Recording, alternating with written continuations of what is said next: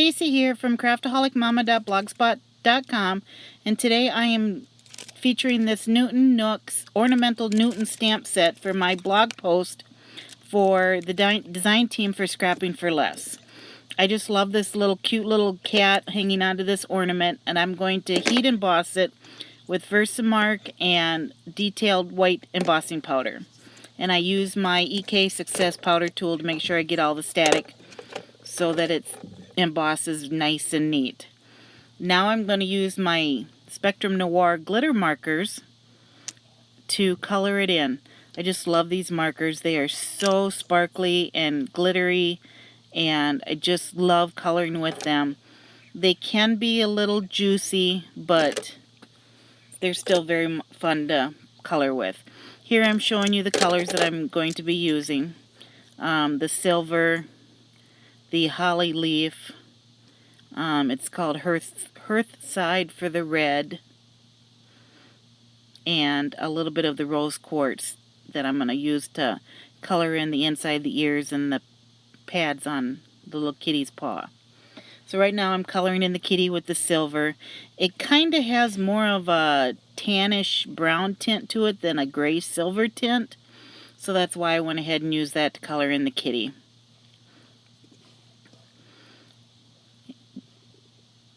When you heat emboss with the powder, it helps to keep your ink or your color medium within the lines. I'm not the greatest of color, I'll be the first to admit. I sometimes go outside of the lines, or I get too impatient and don't let it dry and it bleeds together, and I do run into that here in a little bit. But I just go with it.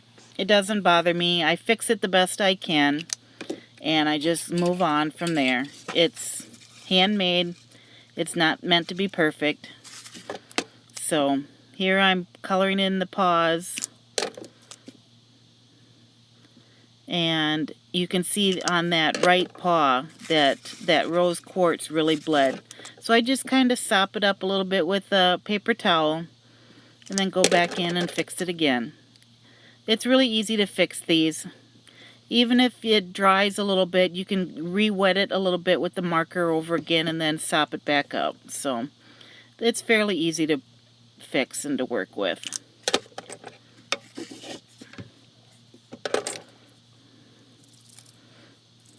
I've colored before with these markers.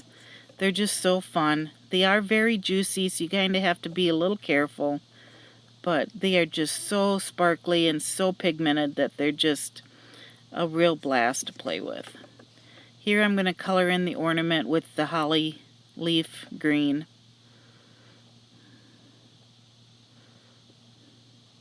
And the camera just doesn't show the sparkle very well. You have to see it in real life. It is very glimmery. Now I'm using the Hearthside to fill in the red. I'm going to leave the stripes white so that they are red, white, and green. And if you let the marker dry, you can then go back later and buff off some of the ink that's pooled up on top of your embossing. And that's my first mistake. I don't let it dry enough, and I try to buff it off, and I smear the green. But I fix it. Here I'm going to use the Holly Jolly paper pad from Pebbles, which I also purchased from Scrapping for Less, and the Gina Marie Fishtail banners, I think they're called.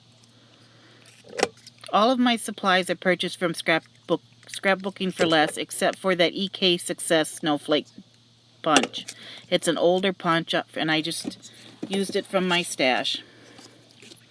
So I went ahead and prepped my card base and stamped on the inside. I'm going to use my Tombow tape runner to adhere all my layers. This is just an A2 size card. And I'm going to adhere my pattern papers now. And figure out where I'm going to put my snowflake. I thought about popping it up, but then I decided to just go flat with it, because I'm going to pop up my ornament. Now I'm showing you a handmade flare button that I made. A few months ago I bought this button machine from a lady on the scrapyard. It's a supply selling group on Facebook, and I've been into making my own flares. So I took some of the paper from that pad and made some flares. I have a video showing how I do that. That I will link below in the blog post and below this video, and you can go check that out if you'd like to see how I made those. Here's where I accidentally smeared it when I tried to buff off the extra ink. But I just re-wet the colors and sopped it back up with the paper towel. Now I've decided I'm going to cut out the little loop in the hanger on the ornament so that I can thread some green ribbon through and hang it on my card. I will tape the ends of the ribbon behind the card so it looks like it's hanging. And this is just some green ribbon from my stash. I bought it from Hobby Lobby in their Halloween section. It's a spool that has 4 different colors on it, and it's just 1/8 inch thin satin ribbon. Just added some foam squares so I can pop it up. The ribbon gives me a hard time. It's not the most soft and flexible ribbon. It's pretty inexpensive ribbon, so it has a mind of its own. And you'll see how much so here coming up when I try to tie a bow with it. I really fight with it, but I got it done. Now I'm using some micropore tape just to tape the ends back. And there's my card panel. I'm going to go ahead and add some adhesive to the red panel and then stick on the pattern paper panel. Now I'm just going to tie my bow. I'm showing you the spool from Hobby Lobby. Now I'm going to attempt several attempts to tie a bow. It just did not want to cooperate, and I'm sure you've had that happen to you too.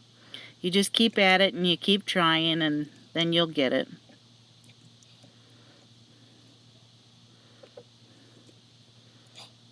Practice makes perfect.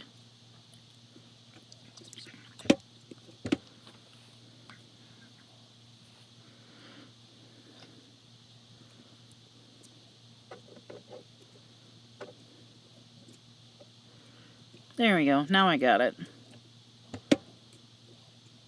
I'm going to trim off the ends so it's all nice and neat. And that's it for my card. I think it turned out really cute, and like I said, I wish the camera could pick up the sparkle a little bit better because it is very sparkly. Thanks for stopping by my channel and checking out my card, and here's the supplies that I used, and as always you can get them at scrappingforless.com. And I'll have the link to the video that I showed how to make the buttons below.